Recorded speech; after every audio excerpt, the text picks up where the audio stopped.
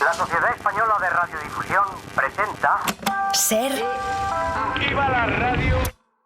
Podcast. Siempre. Estás escuchando el Abierto de Hoy por Hoy. Cada día analizamos las noticias más relevantes de la actualidad, las claves políticas, económicas y sociales, con las voces de los protagonistas y los distintos puntos de vista de nuestros tertulianos.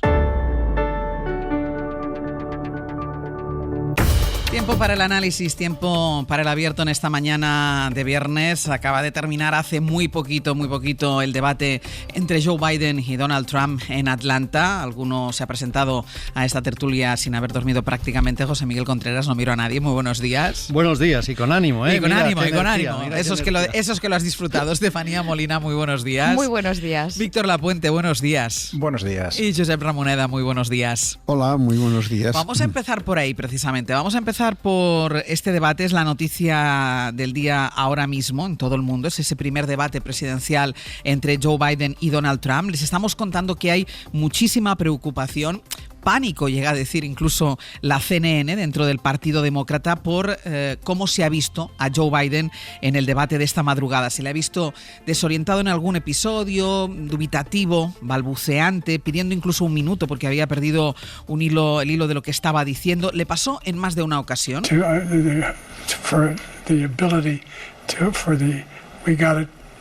We got it down to $35, dealing with everything we have to do with, look, if we finally beat Medicare. Thank you, President Biden. President Trump? I really don't know what he said at the end of that sentence. I don't think he knows what he said either. Claro, Donald Trump poco ha tenido que hacer para mostrarse más seguro y superior. Ni siquiera se molestó en atacar a Biden ni por su edad ni por estos lapsus. Solo dijo lo que acaban de escuchar, que no podía responder a Biden porque no había entendido lo que había dicho. Según Trump, ni Biden sabía lo que había dicho. Lo cierto es que este desempeño de Biden le sirvió a Trump para colar sus mensajes, sobre todo para colar sus mentiras, por ejemplo, sobre la ley del aborto. The problem they have is they're radical because they will take the life of a child in the 8th month, the 9th month, and even after birth. After birth, if you look at the former governor of Virginia, he was willing to do this. He said, we'll put the baby aside and we'll determine what we do with the baby, meaning we'll kill the baby. Según Trump, hay estados demócratas en los que se matan a los bebés al 8º mes, al 9º, incluso después de nacer. En fin, volvemos en directo a Atlanta, donde se ha celebrado este debate, porque ahí sigue nuestra corresponsal en Estados Unidos, Sara Canals. Hola de nuevo. Hola de nuevo, Ángels. Como esta mentira de Trump que acabamos de escuchar, escuchamos muchas otras. El expresidente estuvo muy cómodo, se le vio muy cómodo en el debate, sobre todo hablando de inmigración. Sí, de hecho las mentiras y las exageraciones han sido constantes esta noche. Por ejemplo, ha dicho que la economía durante su mandato fue la mejor de la historia de Estados Unidos, o que el presidente Biden solo ha creado puestos de trabajo para migrantes ilegales. Lo escuchamos. The only jobs he created are for illegal immigrants and bounce back jobs, a bounce back from the COVID. Precisamente la inmigración y la economía, sus temas estrella, han sido muy recurrentes y los ha usado, de hecho, como carta para evadir preguntas concretas, algo que ha hecho constantemente a lo largo de la noche, a pesar de la insistencia de los moderadores que pedían que respondiera a lo que se le preguntaba. Ha atacado al presidente Biden y también a su gobierno constantemente.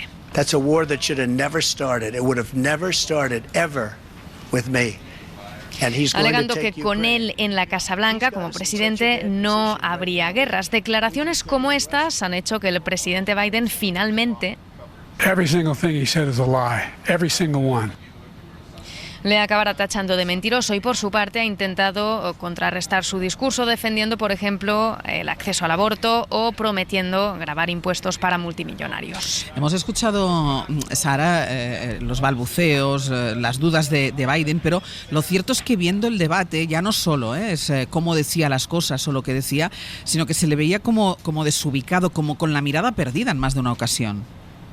Exacto, es mucho más, ¿no? Desubicado, lento, perdido, escuchando con la boca entreabierta. Lo cierto es que Joe Biden ha sido hoy el gran perdedor de esta noche, y esto ha eclipsado completamente el debate. Los lapsus han sido constantes de principio a fin. El primero a los 10 minutos de arrancar el debate, lo escuchábamos antes, y el último en su discurso final. For example, he wants to get rid of the ability of Medicare El discurso final, que es de hecho el momento que podía haberse traído más preparado de casa, el discurso al que se dirige a los ciudadanos durante un par de minutos. Es cierto que Trump podría haber sido mucho más duro, estamos acostumbrados a verlo desatado en sus mítines, pero esta noche ha optado por la moderación. Ha habido muy pocos ataques en referencia a su capacidad mental, a cómo lo estaba haciendo, actuando, y uno de ellos ha sido este. President Trump? I really don't know what he said at the end of that sentence. I don't think he knows what he said either. Look. Donde sencillamente le dice al moderador que no entiende lo que acaba de decir después de que Biden acabase una frase sin apenas vocalizar. Y decíamos que hay pánico, así titulan algunos medios de comunicación, Sara, hay pánico en el Partido Demócrata, se han dado cuenta con esta imagen que Biden proyecta muchísima debilidad, y la pregunta es ¿qué van a hacer ahora? Porque hay voces dentro del partido que cuestionan que Biden sea un buen candidato para intentar frenar a Trump.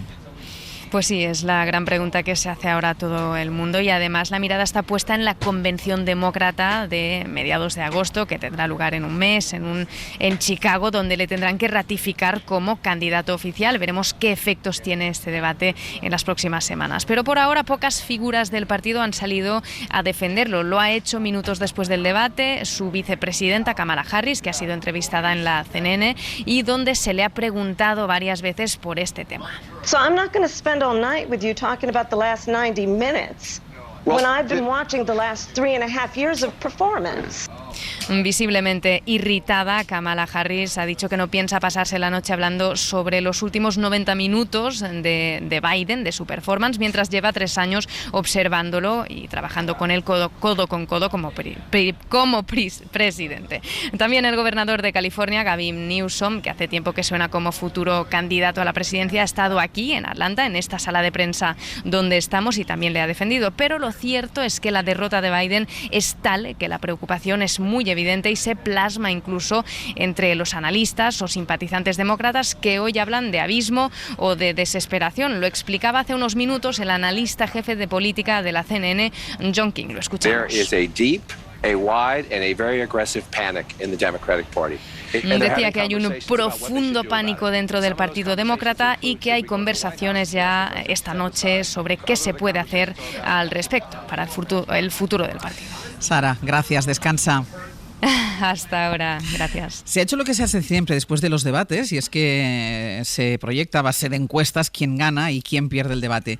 Pero claro, José Miguel, comentábamos antes de empezar, que claro, es muy engañoso decir que quien ha ganado el debate es quien más ha mentido. Lo que pasa es que, claro, eran unas condiciones especiales, las condiciones especiales de su rival son las que lo han marcado. Totalmente, ¿no? Realmente este debate tenía una peculiaridad. Normalmente los debates consisten en ver quién de los candidatos es mejor. En este debate había consenso general que se trataba de ver quién era menos malo. Partías de 2 candidatos, uno con un problema de edad avanzada y otro con unas características personales y políticas que todos conocemos. La conclusión realmente es muy triste desde el punto de vista político. La reflexión es que hay un Trump que no tiene ningún rubor en hacer ejercicios de impostura, de descaro, de falta de dignidad. Los primeros análisis que hay de fact-check daban que esta noche ha dado más de 30 mentiras, ha hablado 40 minutos, es decir, que casi a mentira por minuto. Casi a mentira por minuto. Y enfrente había un candidato que había la esperanza de que le pudiera hacer frente.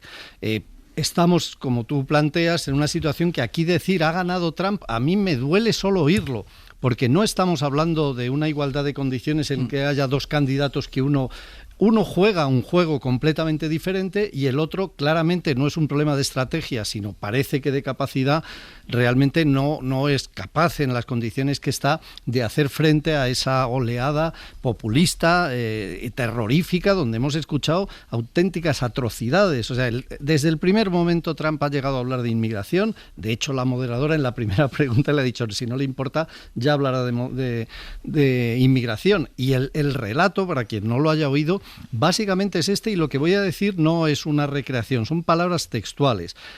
Con Biden han entrado más de 18 millones de terroristas, de dementes sacados de los manicomios, de presos que estaban encarcelados, han ido a Estados Unidos a robar, a quitar puestos de trabajo a la población negra e hispana, a violar, a asesinar, y viven en hoteles de lujo.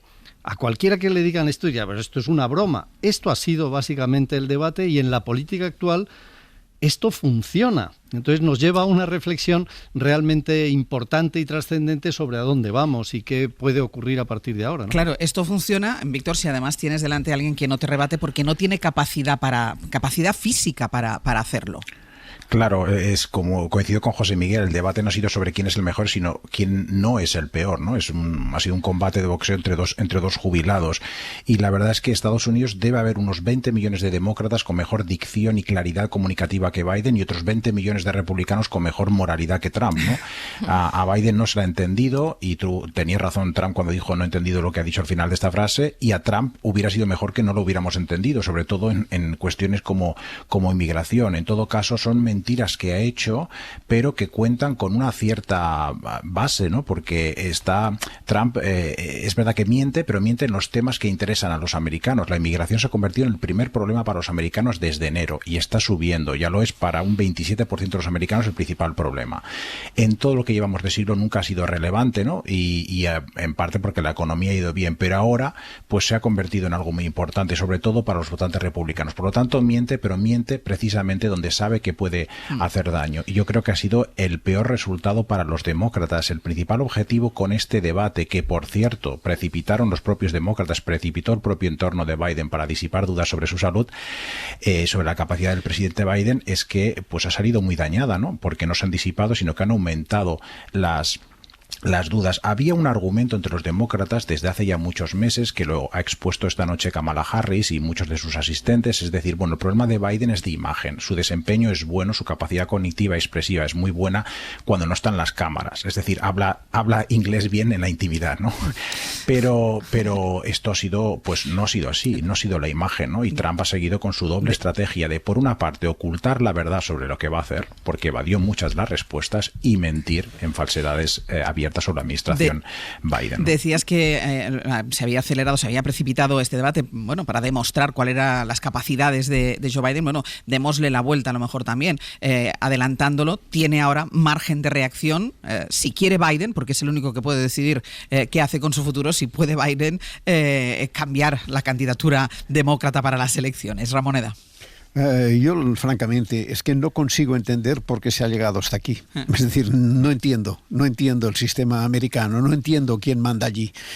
Todo el mundo lo sabía, que si había un debate podía acabar como ha acabado hoy. Un mentiroso y una persona que no reúne las condiciones para la responsabilidad que tiene. El país más importante del mundo, que lo tiene todo, inteligencia, dinero, cultura, investigación, todo. ¿Cómo puede disputarse una elección presidencial con dos personajes de este tipo? Es que a mí lo que ha ocurrido no me sorprende. Lo que me sorprende, me viene sorprendiendo, es que haya ocurrido. Tiempo, es que haya podido ocurrir. ¿Quién manda ahí? Esta es la cuestión. Tuve esta discusión un día con un amigo americano y me contestó, es que tú no entiendes nada porque te piensas que los candidatos los eligen los partidos, pero los eligen los que pagan. Pues mucho peor, porque quiere decir el escaso interés que tienen los que pagan con los que representen políticamente. Es decir, a mí me parece que el tema de fondo es que uno es un psicópata y que el otro está en situaciones muy difíciles, ya lo sabíamos, pero ¿cómo es posible que un sistema político como el americano ha llegado a un debate presidencial de estas características? Yo, si alguien me lo explica, se lo agradeceré. Estefanía. Sí, yo primero de todo quería matizar que no es un tema de edad, se llevan 4 años. No. Es un tema de condiciones. 3 años y poco. Exactamente, de condiciones físicas o cognitivas en este momento de su vida de Joe Biden. Lo digo porque parece que se está enfrentando aquí un señor de 80 años con uno de 40, tienen la misma 78 edad. Y 81. Efectivamente. Y para mí, que esto ya llevaba días cociéndose. Yo quiero recordar aquel episodio que incluso dio lugar a muchas fake news de cuando estaban en el G7 y Joe Biden se queda mirando a un paracaidista y va Giorgia Meloni, lo reconduce con el resto de mandatarios. Y claro, la primera imagen que tuvimos fue el vídeo cortado que parecía que Biden estaba mirando al infinito, ¿no? Que estaba el señor allí perdido y luego se vio, ¿no? Que estaba viendo cómo aterrizaba un paracaidista. Y ahí yo ya fui consciente de que esto iba a ser un tema que iba a utilizar Trump. ¿Por qué? Porque eso, que sí, que el señor está pues como está, pero ya se estaba utilizando para despreciarlo o menoscabarlo en sus funciones. Entonces, que esto ya era tema, era artillería por parte de los republicanos y de toda la gente conspiranoica que está alrededor de Trump, pero la realidad es que hay un fondo de eso. Y eso... Es que esta noche no ha tenido que hacer nada Trump. Nada, es que ni se ha movido, ni se ha despeinado.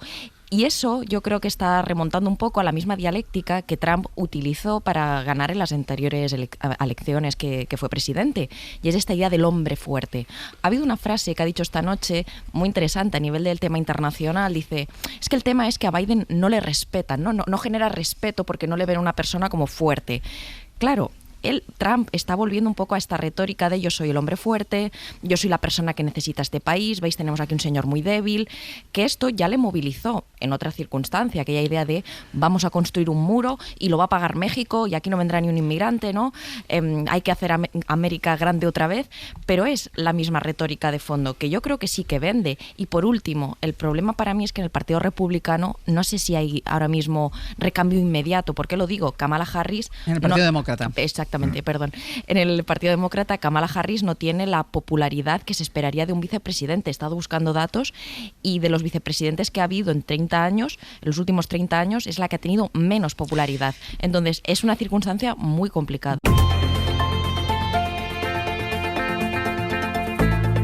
El Abierto. Ser Podcast. En el Abierto, Estefanía Molina, Víctor Lapuente, Josep Ramoneda y José Miguel Contreras. Vamos a seguir con el análisis de lo que ha dado el debate de esta madrugada entre Joe Biden y Donald Trump.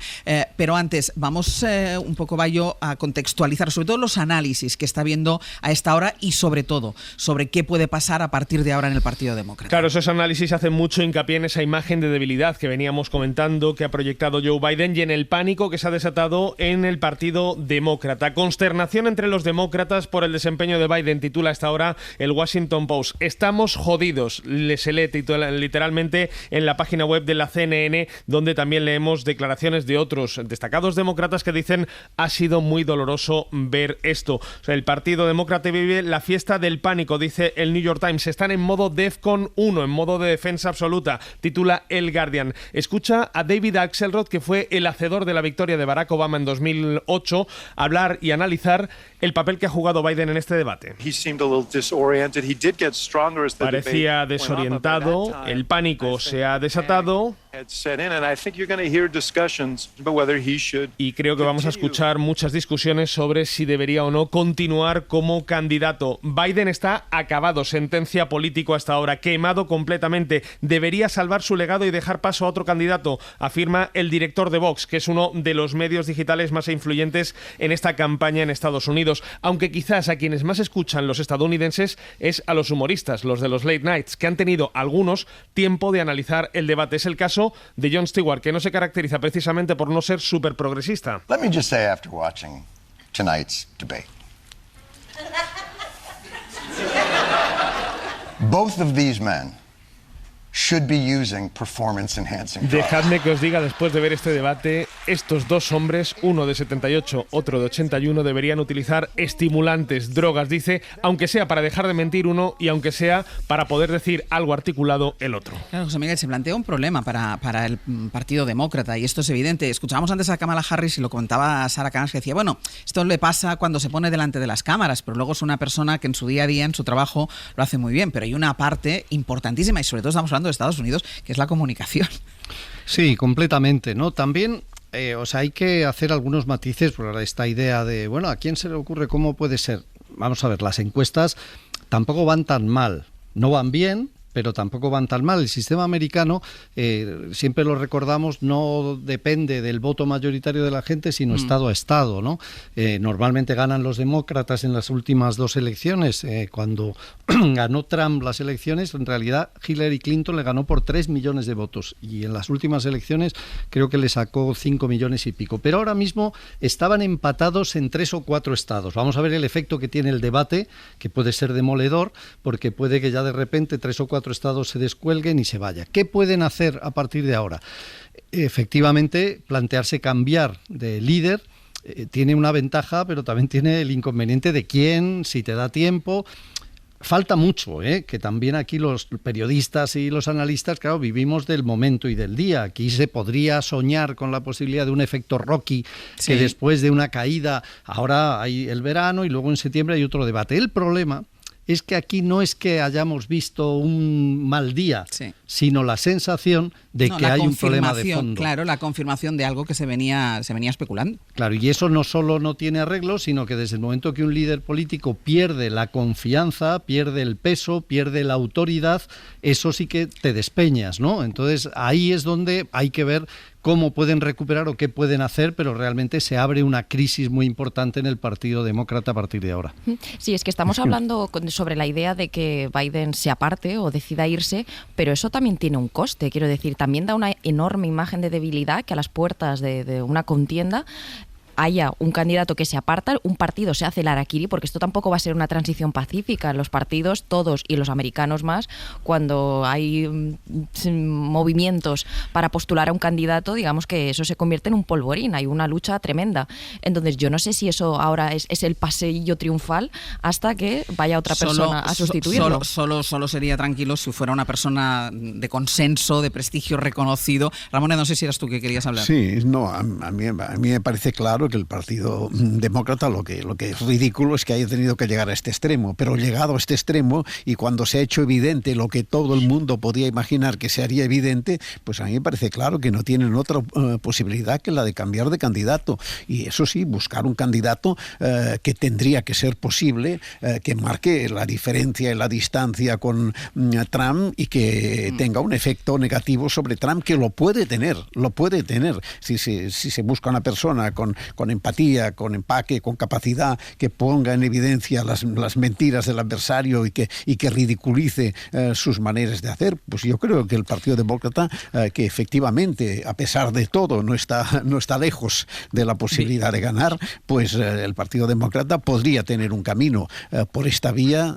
Cuando se entra en una sensación de pesimismo, de deterioro de este tipo, es bastante difícil que se aguante el candidato de alguna forma, ¿no? Víctor, cierro contigo antes de la publicidad. Sí, yo creo que hay un acuerdo casi total entre los cuadros demócratas en que hay que buscar un nuevo candidato. Otra cosa es que fuera mejor o no que Biden, o que tuviera tiempo para proyectarlo, pero el problema es lo que los economistas llaman problema de acción colectiva. Es decir, todo el mundo está interesado en algo, pero nadie se atreve a dar el primer paso, ¿no? ¿Quién le pone el cascabel al gato? Los costes personales para quien salga primero diciendo que Biden no está cualificado, pues pueden ser muy altos, y eso solo puede hacer alguien que esté por encima del Partido Demócrata y que ya tenga pues un pasado y una gran reputación, alguien como Obama o como Pelosi, que de momento están al menos guardando silencio. Y no puedo responder a la pregunta inicial que decía antes Ramonet de cómo hemos llegado aquí y con estos candidatos tan envejecidos en Estados Unidos, pero también hay que pensar que muchos votantes en Estados Unidos, no voy a decir que sean seniles porque no se les ha diagnosticado ninguna atrofia o decadencia cognitiva, pero es verdad que hay muchísimos votantes americanos despistados. La mitad del electorado está muy poco interesado en tener la más mínima formación sobre política, y ahí aventaja entre esos votantes Trump en un 25% a Biden, ¿no? Y triste consuelo. Sí, sobre Víctor, sobre quién le pone el cascabel al gato, el periodista de Axios y analista de la CNN, Barack Rabbit, ha escrito en Twitter: solo Jill y Barack se lo pueden decir, es decir, su mujer o Barack Obama, porque el que tiene que tomar la decisión de apartarse es él. Solo Jill y Barack se lo pueden decir. Y después hay un columnista en el New York Times, que es Nicolás Kristof, que es habitual defensor de Joe Biden, y ha escrito inmediatamente después del debate, ha escrito un artículo que termina pidiendo al presidente que haga un último servicio a la nación y que se retire de la carrera presidencial. Lo escribe así, y digo textualmente: señor presidente, una forma de servir a su país en 2024 es anunciado su jubilación y convocando a los delegados para que le sustituyan, ya que ese es el camino más seguro para nuestra nación. Son reflexiones que se están haciendo a esta hora de gente muy próxima, además a Joe Biden, y a mí la reflexión está de que solo Jill o Barack Obama se lo pueden pedir, ahí puede haber una clave.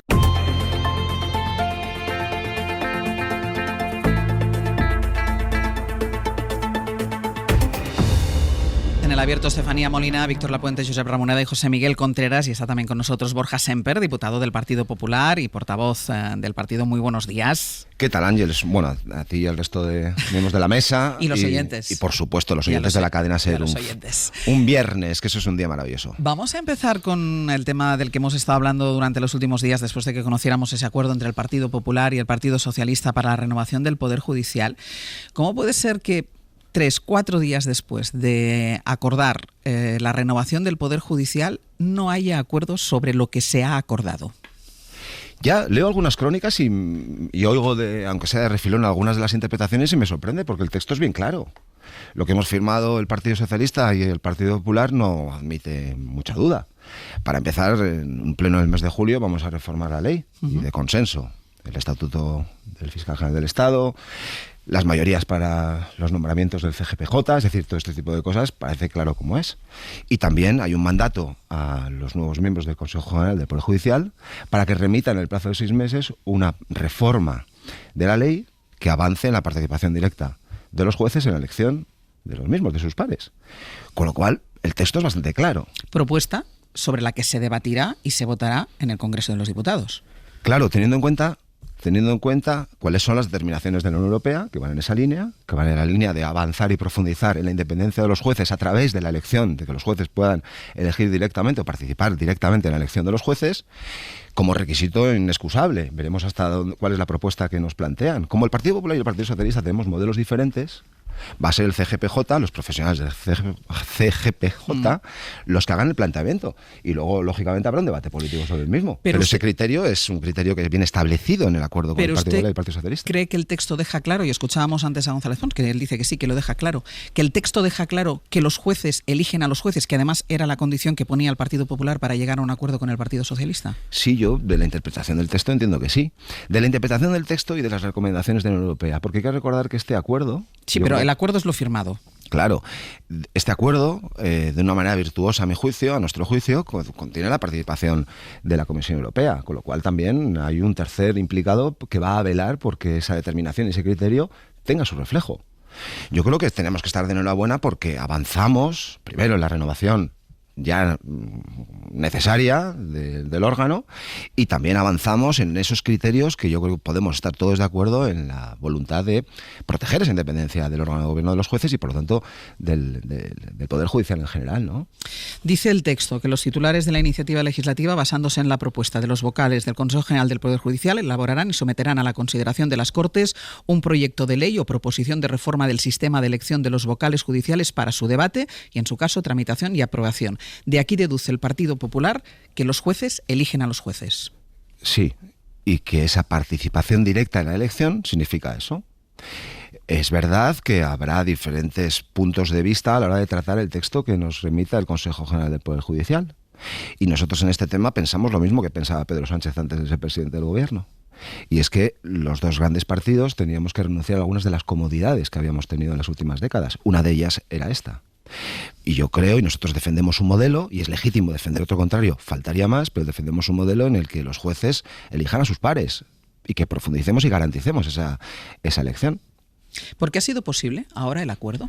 Decía González Pons el mismo día de la firma del acuerdo, le preguntaron en Bruselas si había mucha diferencia en el texto firmado y el texto que fracasó en 2022 cuando estaba a punto de firmarse. Él dijo que no había prácticamente ninguna diferencia. ¿Por qué ahora ha sido posible y entonces no fue posible? Bueno, alguna diferencia hay, pero sobre todo yo creo que el hecho más relevante ha sido la participación de la Unión Europea. Todo el mundo sabe las prevenciones que nosotros tenemos en relación a la confianza que nos ofrece el presidente del Gobierno. Esto es público y notorio. La participación de la Comisión Europea lo que proporciona es un elemento de seguridad en que lo que acordamos y lo que firmamos va a tener el control de la Comisión Europea y por lo tanto tiene visos de que vaya a ser cumplido. Yo creo que la participación de la Comisión Europea, Ángels, ha sido determinante también. ¿Cuánto hay de golpe de autoridad de Alberto Núñez Feijóo en la firma de este acuerdo? Bueno, en la firma de este acuerdo y en todas las decisiones que toma y adopta el Partido Popular. Alberto Núñez Feijóo no es un hombre autoritario, ejerce el liderazgo del Partido Popular de una manera natural, compartiendo con el resto de líderes autonómicos o de la dirección nacional cuál es la posición a defender, y es un hombre que al final toma la decisión, porque, como te decía antes, ejerce un liderazgo de una manera natural. Al menos esta es mi experiencia en este año y medio que llevo siendo miembro de su ejecutiva. ¿No le condiciona a ningún líder autonómico? Le condicionan las opiniones que tiene la sociedad española. Nosotros al final somos un partido que queremos tomar un pulso real de dónde está España y cuáles son las necesidades que tienen los españoles. Y nuestros líderes autonómicos tienen un pulso real también, cada uno en su territorio, sobre qué opina la sociedad española. Sería una irresponsabilidad que un líder de un partido político, y en este caso concreto Alberto Núñez Feijóo, no contara con la opinión de los líderes territoriales. Nosotros somos un partido que cuenta con todo el mundo. Lo que pasa es que hay líderes territoriales que seguramente le transmiten a Alberto Núñez Feijóo su opinión en privado, y hay líderes territoriales que transmiten la opinión en público, y eso de alguna manera puede condicionar. Bueno, afortunadamente vivimos en un país libre y nosotros aspiramos también a ser un partido en el que cada cual pueda expresarse y lo haga de la manera que considere oportuno. Fíjate, se lo digo yo, que en el pasado fui criticado o caricaturizado por también tener opiniones, bueno, a veces no coincidentes del todo con la línea del partido. Yo me siento muy cómodo en un partido en el que los dirigentes territoriales o cualquier miembro puede expresar una opinión que pueda estar alineada 100% con la posición fijada por el partido a nivel nacional o que pueda ser matizada. Debemos de desdramatizar también este tipo de cosas y debemos además alentar que en los partidos políticos haya perfiles, matices, que haya estilos diferentes. Yo al menos siempre he defendido este modelo y es el modelo que defiende Alberto Núñez Feijóo, que por cierto es el que defendía él también en justa coherencia cuando estaba en Galicia. Y ese liderazgo ahora a nivel nacional pues refleja también esa naturalidad a la hora de ejercer un liderazgo. Yo creo que los líderes no tienen que proyectar miedo en sus bases o en sus compañeros. Lo que tienen que ser son líderes que de manera natural, como te decía antes, marquen la posición y, bueno, pues marquen la posición del partido. Y sí, el liderazgo lo ejerce Alberto Núñez Feijóo y estamos muy contentos de que así sea. ¿Usted ahora no discrepa nada de lo que hace el Partido Popular? Lo digo porque usted mismo hacía referencia a sus épocas discrepantes con algunas de las políticas del Partido Popular. ¿Usted no discrepa nada ahora con las políticas del Partido Popular? Mire, honestamente, discrepo tanto del actual gobierno y de la manera de... Pero yo no le he preguntado España. por el gobierno. Usted es la oposición. Entiendo que discrepe del actual gobierno. Pero se lo voy a explicar. Es que no tengo tiempo para discrepar de mi partido, porque creemos que tenemos un gobierno tan malo que ocupa todo el tiempo. Miren, la oposición es un rollo. Hacer oposición, no hemos venido a hacer oposición a la política. Hemos venido a gobernar para transformar la realidad. Durante el tiempo que nos toque ser oposición, tenemos que hacer una oposición responsable, seria, rigurosa, contundente, pero que mantenga las formas a la vez. Tenemos que hacer una oposición contundente y rigurosa en el Congreso de los Diputados. Tenemos que controlar la acción del gobierno. Un país necesita un buen gobierno, pero también necesita una buena oposición. Y eso es en lo que estamos comprometidos, Ángels. Habrá opiniones para todos los gustos, como es natural, y esta casa creo que algunas veces no está de acuerdo con las posiciones del Partido Popular, pero nosotros creemos que nuestra responsabilidad es ejercer una oposición contundente al gobierno, respetuosa y educada, y cuando cometemos errores, pues asumirlos y aprender, claro que sí. ¿Es una oposición responsable decir que este gobierno se asemeja a los regímenes de Venezuela, de Cuba o de Nicaragua? Bueno, antes te decía que cada uno se manifiesta y se expresa de una manera particular. Esto lo dijo el presidente de su partido. Y pone el acento en lo que considera que es oportuno. Nosotros somos muy críticos con un gobierno que desliza la idea de que los jueces prevarican. Ha habido ministros de este gobierno que han deslizado la idea de que jueces en España, magistrados, cometen delitos de prevaricación. Somos muy críticos. Somos muy críticos y hemos sido muy críticos y lo vamos a seguir siendo con la idea de que una ley de amnistía vaya a ser aprobada porque el presidente del gobierno necesita 7 votos para ser presidente del gobierno. Nos parece un acto de ¿Fue votada y aprobada en política. en el Congreso de los Diputados? Sí, con el voto en contra del Partido Popular. Bueno, fue votada y aprobada por mayoría en el Congreso de los Diputados. Sin duda, sobre todo con aquella es que mayoría esto de es aquellos... lo que diferencia de un régimen autoritario. Sí, por eso sí, se lo digo. Sí, pero consideramos que aquellos que van a ser beneficiados por esa ley de amnistía, pues obviamente van a votar a favor, claro. Somos muy críticos con un gobierno, con un presidente del gobierno que desaparece 5 días a través de una carta en una red social. Esto no nos asemeja a nuestras democracias del entorno, a las democracias europeas. Es inédito en Europa lo que estamos viendo en España en los últimos meses.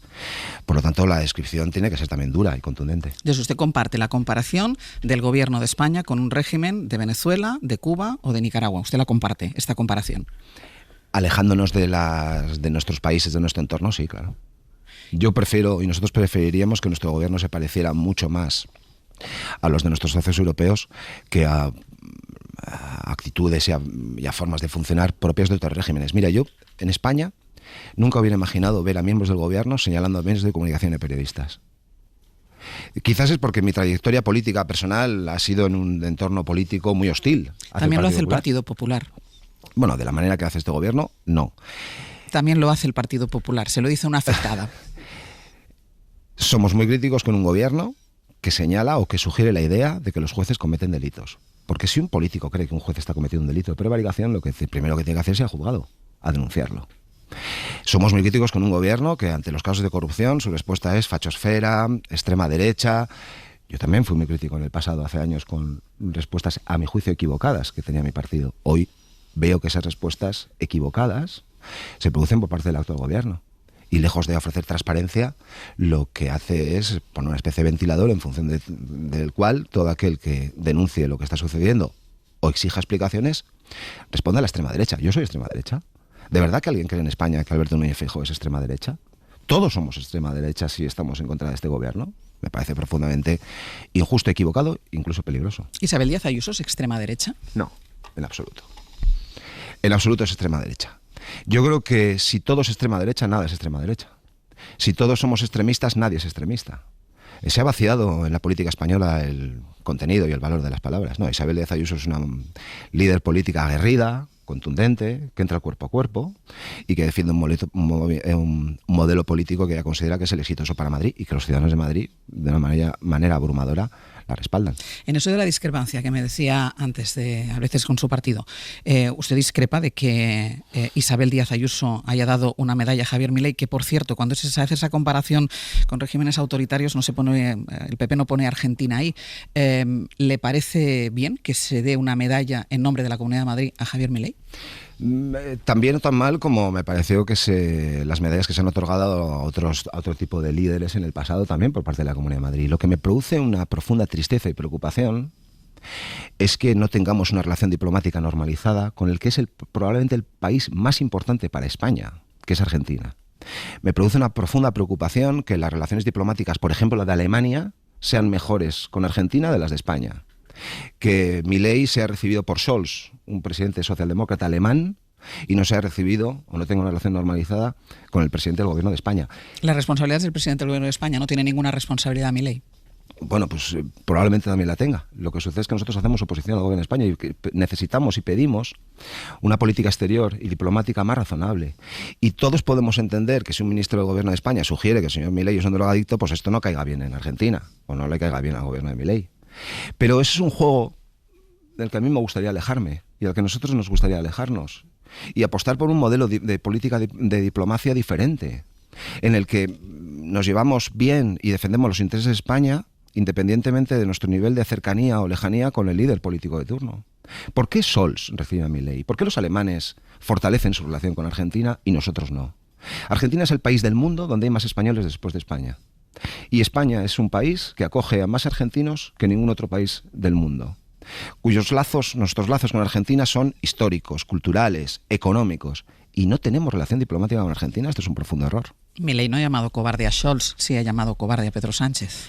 Sí, porque en esa acción-reacción, si te llaman drogadicto, pues tú llamas cobarde al otro. Sí, por eso le digo que yo me quiero alejar y nosotros nos queremos alejar de esas dinámicas. No nos sentimos representados por esa política diplomática y por esa política exterior. Dos cuestiones que me quedan por preguntar y que tienen relación también con la actualidad. Hoy es el Día del Orgullo, empiezan las celebraciones, las conmemoraciones. ¿Usted comparte la posición de la alcaldesa de Valencia sobre la bandera del orgullo? Yo estoy muy preocupado por dónde está instalada la conversación pública y cómo impacta la política en la sociedad. Lo primero que quiero decir sobre esto, Ángel, si me permites, es mandarle un abrazo a la alcaldesa de Valencia, que lleva siendo insultada, amenazada, que lleva siendo vejada las últimas horas y que no ha tenido especial respaldo, desde luego, por el resto de formaciones políticas en Valencia. Ella tomó una decisión, hablé con ella hace 48 horas, para preguntarle qué es lo que estaba pasando, lógicamente, ¿no? Y porque intuía que esta pregunta me la ibas a hacer. Y al final lo que ella me cuenta que toma una decisión que es no colocar ninguna bandera, ningún cartel de ningún tipo en la fachada del Ayuntamiento de Valencia. Y sí proyectar sobre la fachada del Ayuntamiento de Valencia la bandera arcoíris, la bandera LGTBI. Yo lo que me pregunto es ¿por qué defender menos al colectivo LGTBI, proyectar la bandera en la fachada del Ayuntamiento, que son miles de metros cuadrados? Porque eso es defenderlo de peor manera que colocando una pancarta o una bandera. Porque hacemos todo se convierte en un motivo de enfrentamiento, de deslegitimación, de emponzoñar un día, por cierto, el Día del Orgullo, y una fiesta que es reivindicativa sin duda, pero que también es una fiesta. Pero a lo mejor esto va a ser, señor Semper, porque el Partido Popular pacta con la ultraderecha, que tiene un discurso muy claro en contra del colectivo LGTBI, que tiene un discurso homófobo, que además se ha pronunciado en estas últimas horas en diversas comunidades o ayuntamientos donde gobiernan en coalición el Partido Popular y Vox, y es bastante difícil separar la decisión de la alcaldesa de Madrid de no colgar banderas con el pacto que tiene dentro del ayuntamiento. Pues sepáralo. Bueno, yo lo creo porque me lo ha dicho la alcaldesa, es una decisión que toma ella sin presiones de nadie, y mucho menos de Vox. Y mucho menos de Vox tiene capacidad para influir sobre el Partido Popular en nuestra posición en relación con la igualdad de todos los ciudadanos, independientemente de su orientación sexual. No nos influye ni Vox ni nadie. Ella toma una decisión que podrá ser compartida o no, pero todo se eleva a un rango insoportable. Ella toma una decisión que es en la fachada del Ayuntamiento de Valencia no se coloca ninguna pancarta, nunca, de ninguna reivindicación. Y lo que hace el Día del Orgullo y la Semana del Orgullo es proyectar en la fachada la bandera LGTBI en reconocimiento de la festividad, porque a mí me gusta pensar que también es una fiesta, reivindicativa, pero una fiesta, y es atacada e insultada por esto. Me parece un despropósito. Yo conozco personalmente a María José Catalá. Es una mujer comprometida con la igualdad de todos los ciudadanos también, como decía antes, independiente de su orientación sexual. Me parece desproporcionado y descabellado todo lo que está sucediendo. ¿Les preocupa que Vox, la amenaza de Vox al Partido Popular con romper coaliciones precisamente en función de lo que decida el Partido Popular en cuanto a la reforma de la ley de extranjería? No, en absoluto. Nos preocupa la política migratoria. Lo primero que hay que decir sobre este tema es que estamos hablando de seres humanos y singularmente de menores. No estamos hablando de paquetería express. No estamos hablando de paquetes a los que distribuir por España como el que distribuye Paquetería Express. En segundo lugar, tenemos un problema muy serio, todos los españoles en Canarias, porque están saturados en Canarias, porque no son capaces de abordar y de absorber de una manera humanitaria y por lo tanto eficaz el volumen de inmigrantes, y en este caso de menores, que llegan a Canarias. Y por lo tanto hay que buscar una solución solidaria en toda España. Pero nos preocupa la política de migración porque tenemos un gobierno que no se ha centrado en la política migratoria. Yo me pregunto, ¿el señor Álvarez qué ha hecho con Mauritania, por ejemplo? ¿Cuáles han sido las labores diplomáticas con Mauritania? ¿Qué está haciendo España para atajar a las mafias que además van a recrudecer su posición y su actividad en verano? Ahora, cuando la mar propicie las condiciones, vamos a tener este fenómeno agudizado. Estamos siendo capaces de responder de una manera humanitaria a esas personas, singularmente menores, que vienen buscando una vida mejor a España? No. ¿Esto qué derivadas tiene si no lo hacemos bien, si no acertamos? Tiene unas derivadas peligrosísimas. Primero, que estamos incumpliendo con un mandato humanitario. Y segundo, que si no los acogemos bien, podemos incurrir en problemas de seguridad. Y parece razonable que las comunidades autónomas que van a recibir, que han recibido, que están recibiendo y que van a seguir recibiendo menores, cuenten a la hora de diseñar las políticas migratorias también con los recursos económicos. Pero son estas comunidades, señor Semper, en algunas ustedes gobiernan, como es el caso de Ceuta, y en algunas comparten gobierno, como es el caso de Canarias, quienes acuerdan con el gobierno del Partido Socialista este reparto. Claro, y lo que nosotros le decimos al gobierno, primero, ¿cómo es posible que el ministro de Administración Territorial, Ángel Víctor Torres, sea el encargado de esto? ¿Dónde está Interior? ¿Dónde está Defensa? ¿Dónde están las políticas sociales? ¿Dónde está el gobierno? Somos muy críticos con la política migratoria o de inmigración y de acogimiento de este gobierno. La respuesta no puede ser, tenemos un problema en Canarias, vamos a distribuir de manera aleatoria a estos chicos por toda España. ¿En qué condiciones? Pero esto también requiere una respuesta. ¿Perdón? Que esto también requiere una respuesta, la situación de Canarias. Sin duda. Y lo que estamos diciéndoles al gobierno es, por supuesto hay un problema en Canarias. Y el Partido Popular en Canarias lo identifica, lo comparte y nosotros a nivel nacional lo compartimos.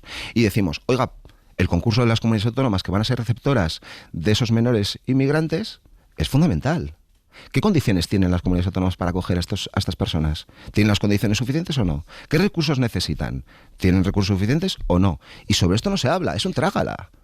Pero sobre todo, insisto, esto no es un problema entre partidos, es un problema humanitario y que si no se ataja bien, podemos estar condenando o creando espacios de inseguridad. Primero, para los seres humanos que vienen, para los menores que vienen, y segundo, para el conjunto de la población. ¿No va a apoyar el PP una reforma de la ley de extranjería que sí acuerdan o que sí apoyan gobiernos del Partido Popular, como el de Ceuta?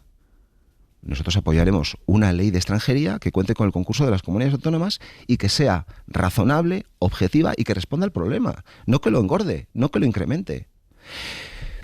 Hablamos muchas veces en España de cómo frenar el auge de la extrema derecha o de los populismos, que se agarran a las políticas migratorias o la inmigración para crecer, para encender los ánimos.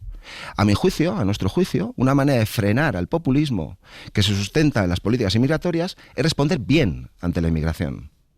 Como decía antes, con el criterio primero y objetivo y fundamental, inexcusable, de ser conscientes y recordar que hablamos de seres humanos. Y segundo, de ser capaces de proporcionarles, de ofrecerles una vida posible en España. Y si no lo hacemos bien, tendremos problemas. Y crecerá el populismo y el enfado de los ciudadanos.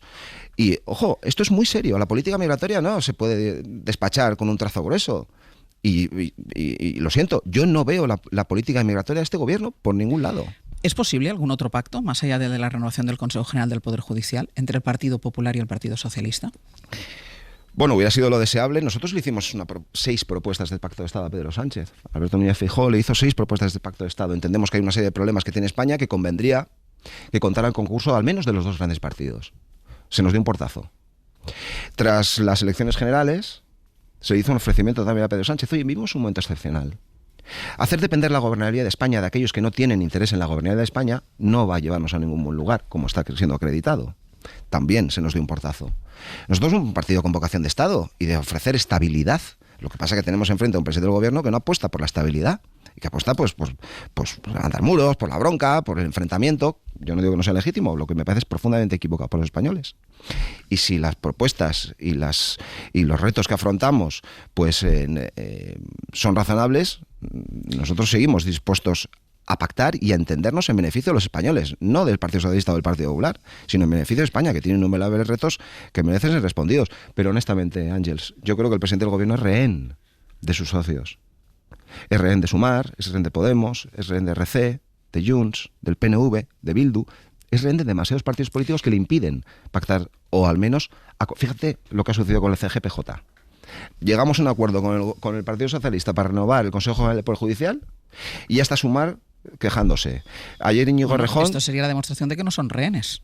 Bueno, pero genera inestabilidad. Pero esto sería la demostración que no son rehenes. Si tienen a los socios enfadados, quiere decir que no son rehenes, que han hecho ellos lo que han querido. Pues fíjate con qué mimbres funciona este gobierno.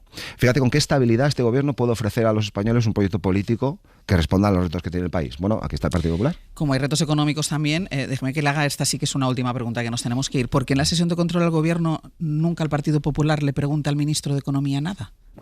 Bueno, los grandes retos que íbamos abordando y los grandes conflictos que íbamos abordando en los últimos meses han hecho que el foco esté en otro lugar. Pero no se preocupe, a partir de septiembre el señor Cuerpo tendrá que fajarse cuerpo a cuerpo. Muchísimas gracias, Borja Semper. A ustedes, muy buenos días, un Hasta placer. Luego.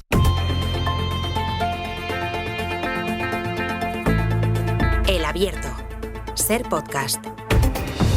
En El Abierto, Estefanía Molina, Víctor Lapuente, Josep Ramoneda, José Miguel Contreras. Después de haber hablado con Borja Semper y sobre todo porque esta es la semana, ha sido la semana del acuerdo entre el Partido Popular y el Partido Socialista para la renovación del Poder Judicial, y es la semana que empieza con ese acuerdo, Víctor, pero termina con el desacuerdo porque no está muy claro si ellos saben lo que han pactado, porque cada uno tiene una visión diferente. Bueno, yo sí, está claro que es muy complicado, ¿no? Unos dicen una cosa, otros dicen otra, pero a mí lo que me sorprende es que las declaraciones posteriores al pacto, ¿no?, que comenzaron aquí con Félix Bolaños, sí, diciendo que el pacto no era vinculante, da la sensación de que se han engañado mutuamente, y esto es lo que se está diciendo en los medios de comunicación de la derecha: no te puedes fiar de Sánchez, de que hay un engaño, o en la izquierda, los partidos a la izquierda del Partido Socialista dicen que el Partido Socialista está pactando con el partido del Lawfare, el PP, pero creo que no. Yo creo que el acuerdo es cristalino. Estoy de acuerdo con lo que ha dicho Borja Semper, y los dos ceden. El Partido Popular acepta la renovación sin cambio inmediato y automático del sistema de elección, que era lo que pedían, y el Partido Socialista acepta unos requisitos para que alguien pueda ser nombrado vocal o fiscal general del Estado, ¿no? Un régimen de incompatibilidades para impedir que ministros o secretarios del Estado u otros cargos políticos accedan a la cúpula del Poder Judicial. Yo creo que se reparan así los dos principales defectos de los dos partidos. El Partido Popular ha incumplido su deber constitucional de renovar el Consejo General del Poder Judicial, pero el Partido Socialista lo que ha hecho ha respondido con una politización, nombrando a exministros a cargos que yo creo que no deberían ser políticos por pura ejemplaridad. Por tanto, yo creo que es evidentemente muy mejorable este pacto, pero creo que está muy claro por escrito a lo que han llegado. Ahora bien, una vez llegado a este acuerdo, no hay que pensar que sea un espejismo, veremos más acuerdos seguramente en el gobernador del Banco de España, pero tampoco es un espejo de lo que va a ser la legislatura. Esto no va a ser un camino a la gran coalición ni a los 6 grandes pactos de Estado que pronosticaba Borja Semper, porque esto lo veíamos en el pasado cuando los políticos sacrificaban metas partidistas, como el Partido Popular hacer bandera del terrorismo, por el bien común. Ahora no, ahora los acuerdos van a llegar solo cuando el Partido Socialista y el Partido Popular se beneficien extremadamente por necesidad absoluta, y los costes brutales para los dos de no renovar el Consejo General de Poder Judicial eran enormes. Estefanía. Bueno, yo discrepo con mi admirado Víctor Lapuente, porque a mí me da la impresión que en cuanto a la idea de reformar el sistema de elección de los vocales, estamos igual que hace una semana.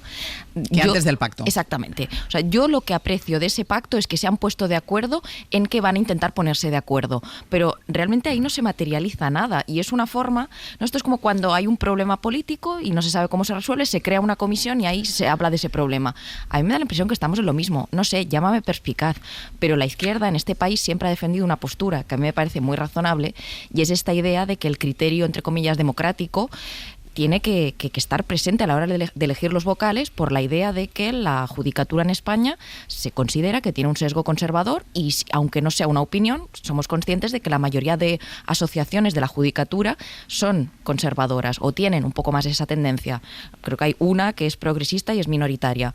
Entonces, y eso, que es lo que decía el otro día el ministro Bolaños, que el PSOE va a defender su posición, pues eso ha existido siempre. Entonces yo no tengo tan claro que, sí, el mismo día que se registre que se vote la elección de los vocales, también se va a registrar y se va a... No, porque la ley seguirá un curso mucho más largo. Entonces yo creo que esto va a ser algo que va a estar ahí, se va a estar hablando de eso, veremos qué curso tiene, pero yo no tengo tan claro que el acuerdo sea reformarlo conforme quiere el PP, que es que los jueces elijan a los jueces. Pero sí creo que Feijóo ahora se ha podido permitir este pacto, y también a mí me da la impresión que la derecha entromba, y muchos medios de la derecha entromba, han salido a defender a Feijóo porque saben que la ultraderecha y la ultraderecha de la ultraderecha se lo pueden comer por los pies. Yo he visto como ha habido un cierre de filas en la derecha mediática, ambiental y de todo tipo, sociológica. Y yo creo que ahora se lo ha podido permitir Feijóo porque un poco a lomos de ir ganando elecciones y consolidarse en el partido está construyendo una especie de legitimidad propia, ¿no? Que es de distanciarse de Ayuso con Milei o de las ultraderechas varias. José Miguel. Bueno, vamos a ver, yo siempre mantengo y digo que el problema que tiene la política es que habla un idioma que se parece mucho al idioma real, pero no significa lo mismo. Los que estudian inglés saben que hay un concepto que es esto de los false friends, los amigos falsos, que son dos palabras que parece que significan igual y no tienen nada que ver. Y aquí pasa esto, los políticos dicen cosas y normalmente la gente que no habla ese idioma, que no tiene por qué hablarlo, cree entender una cosa distinta. Vamos a ver. En este caso, en realidad, lo que ocurre es que, aunque digan cosas distintas, están diciendo lo mismo, que básicamente es que han firmado un acuerdo y cada uno busca venderlo a su favor de una manera o de otra. Objetivamente, sin interpretación y dicho en castellano, aquí lo que hay es, yo creo que celebrar absolutamente que el Partido Popular ha cambiado su planteamiento de bloqueo de 5 años del Consejo General de la renovación del Consejo General del Poder Judicial. No olvidemos que es una ley del PP, que lo hemos contado muchas veces, que hizo el PP cuando gobernaba y que, por tanto, siguiendo la norma constitucional, la soberanía popular deriva en que se ejerce el Poder Ejecutivo, el Poder Legislativo y el Poder Judicial esa línea. Dicho esto, ¿qué ocurre cuando el Partido Popular pierde las elecciones? Dice, Dios santo, ahora ya no puedo hacer que el Poder Judicial también siga la soberanía popular. Dicho esto, llegamos al punto actual. ¿Por qué el Partido Popular ha cambiado? Yo creo que hay 2 temas claves que es la conclusión y que creo que son positivos a tener en cuenta. Uno, el Partido Popular acepta la realidad de que no va a tumbar este gobierno. ¿Por qué ha estado 5 años? Pues los últimos años estaba esperando, siempre pasaba algo, que iba a caer el gobierno, Yo creo que ya después de las europeas se han convencido de que no. Por tanto, es muy difícil resistir y aguantar ante Europa y ante todo el mundo 3 años más poniendo peros. Y en segundo lugar, yo creo que hay un hecho determinante, y es que Pedro Sánchez dijo hace unos días, hasta el 30 de junio, casualmente se firma el acuerdo antes del 30 de junio, hasta aquí hemos llegado, o hacemos la reforma ahora con ustedes o la hacemos sin ustedes. Al final, bueno, celebremos la parte positiva. Yo he mantenido mucho tiempo, y lo he dicho aquí varias veces, que el Partido Popular debería probar alguna estrategia diferente, que no sea solo irse a la extrema derecha y buscar algún tipo de protagonismo también en el terreno del centro. Por tanto, oye, celebremos que el Partido Popular ha hecho algo distinto a lo que ha hecho estos 5 años, ojalá sea para bien, y dejemos que da igual que cada uno venda que lo suyo es lo que ha salido. Ramoneda. Sí, yo creo que es verdad que hay este punto de aceptación de la realidad, pero yo creo que hay un factor que no es irrelevante. Yo creo que habrá otros pactos entre Feijóo y Sánchez, que habrá más cosas en esta dirección. Por eso que decís de que ya el Partido Popular es consciente de que la legislatura llegará a término, pero porque han encontrado el enemigo común, que es Isabel Díaz Ayuso. Isabel Díaz Ayuso es un enemigo que hace comprensible que Feijóo y Pedro Sánchez encuentren motivos para entenderse. Para Feijóo, pues porque Isabel Díaz Ayuso pone permanentemente en primer plano la realidad de que Feijóo, por mucho que diga, que hable, que insulte, que descalifique al presidente, pues no avanza, que está atascado desde hace tiempo y que por este camino pues el recorrido es difícil de imaginar, y además lo aprovecha y lo capitaliza bien. Y por otra parte, pues a Sánchez ya le va muy bien el equilibrio actual con el PP de Feijóo, y le preocuparía, y con razón, si vemos, basta con ver este fin de semana las elecciones francesas, y le preocuparía que un liderazgo fuerte de autoritarismo postdemocrático se pusiera en marcha, porque esto sí que podría hacer daño. Estefanía. Sí, yo creo que esto también se ha producido en estos momentos por 2 motivos. El primero, Feijóo es un líder en constante construcción de su legitimidad, insisto, y a lomos de ir sacando buenos resultados electorales del PP, él se puede permitir pues volver a una posición un poquito más de Estado o de cumplir con su responsabilidad constitucional, lo mismo que cuando construye su legitimidad en sus eventuales algún día socios territoriales y suelta lo de Junts, suelta lo de una moción de censura, etcétera. Yo creo que él se ha ido como autoavalando desde que llegó, porque lo que es evidente es que el día que llegó le pusieron el cartel de la manifestación Aznar y Ayuso, y a partir de ahí, digamos que parecía un líder que estaba siendo sostenido por otros, y él se está construyendo su legitimidad, y yo creo que este es un buen ejemplo y hay que celebrarlo. Y en segundo lugar, porque la percepción de peligro en la derecha ya no es tal, porque digamos que Pedro Sánchez ha fulminado todo lo que hay a su izquierda, Sumar, Podemos, y luego los independentistas van de capa caída en Cataluña. Entonces, estos elementos también hacen que para la derecha no sea tan peligroso en estos momentos decir, es que se pone de acuerdo con ese señor que antes de ayer nos decían que asalta todas las instituciones, que es un dictador constitucional, etcétera. Víctor. Pues hay 2 almas en el Partido Popular, una moderada y una radical. Lo llevamos diciendo desde hace mucho tiempo, y ya era hora que ganaran por una vez la moderada, ¿no? Y la lleva mucho tiempo confundiéndose, ¿eh? Sí, yo creo que la hemos visto hoy encarnada en Borja Semper, ¿no? Ha hablado un político liberal y liberado, como si se hubiera sacado un peso de encima, y un político reivindicador de una forma de oposición más constructiva y que se siente reivindicado con este pacto. Por cierto, no ha utilizado el argumentario de muchos líderes de la derecha, incluido el líder del Partido Popular, ¿no? Que han dicho que han llegado a este pacto para frenar la voracidad, utilizando este término todos repetitivamente, la voracidad de Sánchez o del sanchismo para tratar de controlar el poder judicial, ¿no? Como si fuera Sánchez una especie de monstruo que devora las instituciones. Yo creo que este cambio es positivo y ha venido facilitado por la coyuntura que ha desgranado muy bien José Miguel, y yo añadiría también 3 cuestiones. Primero, que ha quedado fuera de la mesa de discusión política la amnistía, ahora está en manos de los tribunales, con lo cual igual ya no es tanto asunto de controversia parlamentaria en las Cortes. En segundo lugar, no hay un escenario de elecciones a corto o medio plazo de momento, ya veremos si en Cataluña cómo funcionan las cosas. Y en tercer lugar, yo creo que los dos partidos, Partido Socialista y Partido Popular, han dejado de mirar a los extremos.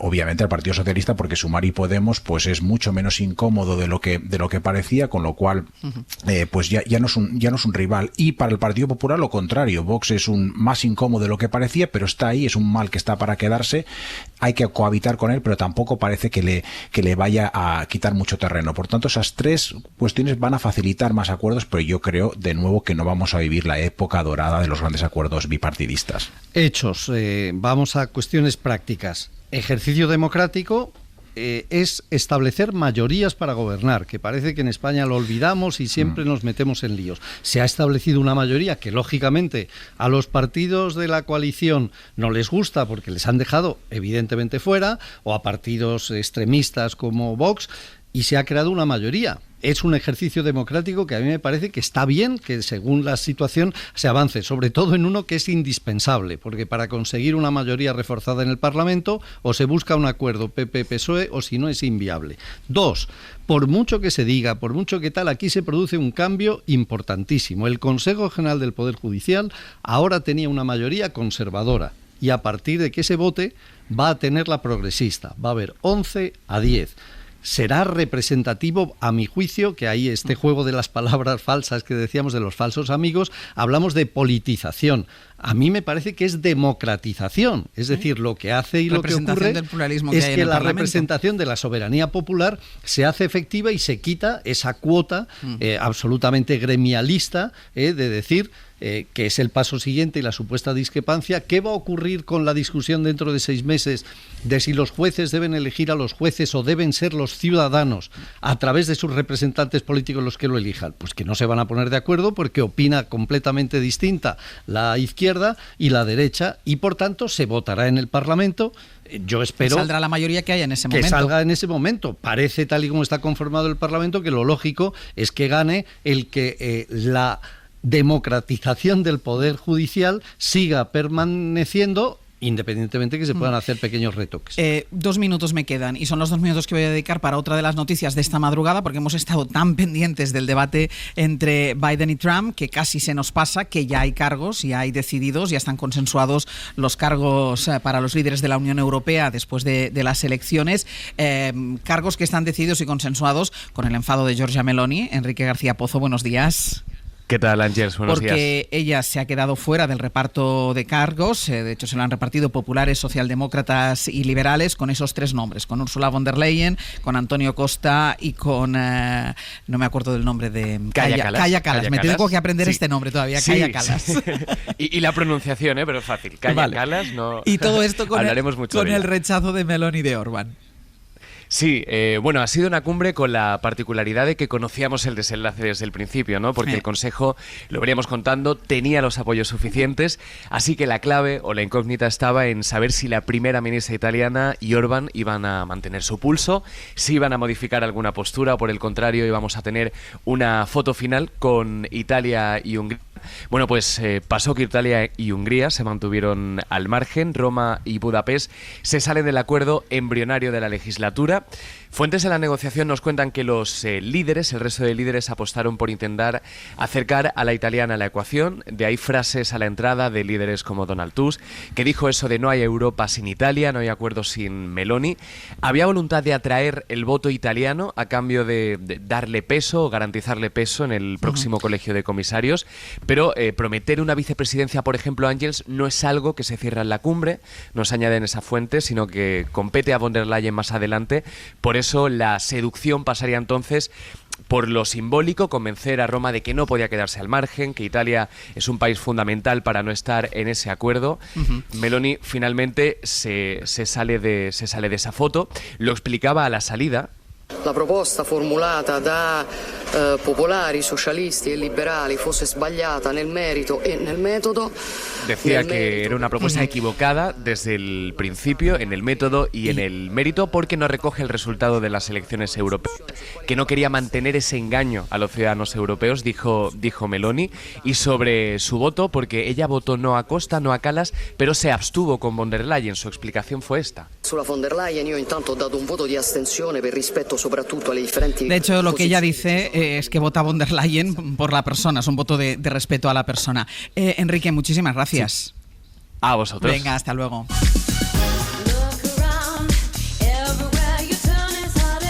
Vamos a ir terminando el abierto, que teníamos tantas cosas y hemos sido capaces de explicarlas casi todas. A ver si nos pasa lo mismo con el segundo tramo del programa. Pepe Rubio, Ana Usle, buenos días. Buenos días. ¿Qué tal, Ángels? A ver, ¿qué vamos a hacer? Pues mira, nada mejor que Madonna para entrar en un fin de semana multicolorido, reivindicativo, plural, y así serán nuestras historias musicales a partir de las 11 de la mañana, que comenzarán por el grupo Wham, seguirán por George Michael, pasarán por Cuba saludando a Chucho Vivo Valdés y desembocarán en los 16 premios Grammy de nuestro invitado hoy. Paquito de Rivera, 16 Grammys. Lo de hoy es un lujo. ¿Qué te parece? Lo de hoy es un lujo. Un lujo total, y además también será un lujo que los oyentes a partir de las 11 compartan sus historias musicales, que son las que ya dan ese broche estupendo al espacio que tiene Fernando Neira. Bueno, y en libros, tenemos un ensayo de María Fernanda Ampuero, que es la que nos visita hoy, Visceral. Sí. Hemos estado discutiendo, Antonio Martínez Asensio y yo, si es ensayo, si es autoficción, si es autobiografía. Hasta un poco memorias así. Sí. Hemos tenido una discusión que yo creo que ahora mismo la gente en la Gran Vía no habla de otra cosa. Bueno, pero ¿no? sí, en el Primark están todos con eso. Pero de todas formas, esa manía que tenemos de poner etiquetas a las cosas. Exacto, yo creo que no hay que poner etiquetas. Lo que está claro es que es un libro visceral como su título, y un libro escrito con las tripas, absolutamente con las tripas. Es maravilloso. Bueno, pues hablaremos con su autora, y los oyentes ya pueden seguir llamando al 900, empezar a llamar al 900 100 800 para que nos digan ese libro que les ha marcado y que quieren que esté en las estanterías de la biblioteca de Hoy por Hoy. 900 100 800. Llamen ya. Ya. Y luego llega el auditor. No el auditor de los dineros, porque ahí tampoco tendría mucho trabajo. No, él tiene mucho más trabajo, tiene una gran fortuna gracias a todos nuestros errores, meteduras de pata, deslices, tiene la fortuna de trabajar con nosotros y que le dejemos venir todos los viernes. Está ya aquí. Eso es una fortuna. Estefanía Molina, Víctor Lapuente, Josep Ramoneda, José Miguel Contreras. Feliz semana, hasta la semana que viene. Muchas gracias. Adiós. Buen fin de semana. Para no perderte ningún episodio, síguenos en la aplicación o la web de la SER, Podium Podcast o tu plataforma de audio favorita.